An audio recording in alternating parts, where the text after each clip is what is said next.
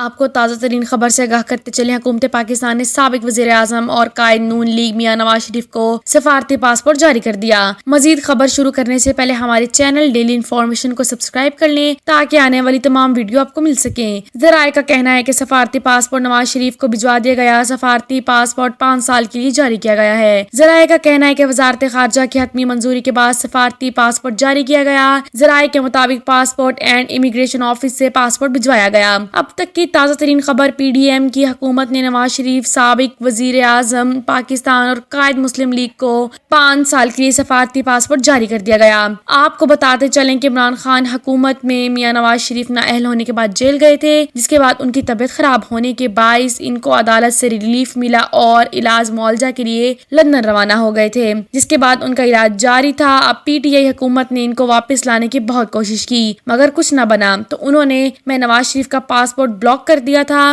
جس کے باعث میاں نواز شریف صاحب کو بہت سی مشکلات پیش آئیں۔ چند دن پہلے مریم نواز شریف صاحبہ کو بھی پاسپورٹ جاری کیا گیا تھا اور وہ لندن چلی گئی تھی، مگر آپ کو بتاتے چلیں کہ نواز شریف صاحب کو بھی پاسپورٹ جاری کر دیا گیا ہے۔